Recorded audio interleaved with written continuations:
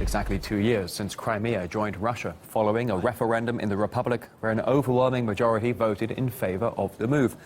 The treaty between the two sides was signed on the 18th of March 2014, and we can show you the moment the agreement was announced inside the Kremlin.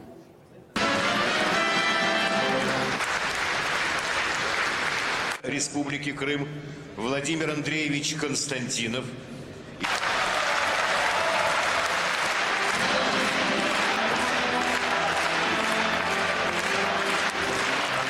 Now, it took place after an application from Crimea to join Russia following the referendum. But despite 96% voting in favor, the move was heavily criticized by Western leaders. We've seen an illegal referendum in Crimea. What Russia has done is unacceptable. The so-called referendum was against international law. Western media outlets reacted to the referendum, pointing out both that Crimeans genuinely wanted to join Russia, as well as possible negative consequences from the decision.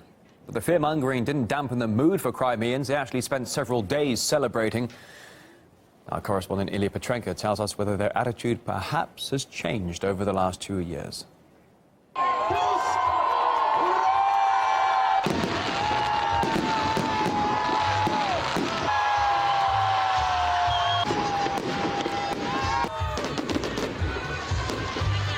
In the 2 years that followed the historic referendum, Crimea has been facing many challenges like the downturn in business, Ukraine's blockade of goods, water and electricity, and also Western sanctions. But the fact is that the people here in March 2016 are ready to put up with any difficulties, just not to be a part of Ukraine. Being here in downtown Simferopol, you hear people say, "Поздравляю с праздником" to each other, which means congratulations, happy holiday. Yes, locals really have begun treating this as a national holiday, and they are set for a very big party with the Russian president in attendance. Biggest festivities, of course, planned in the port city of Sevastopol.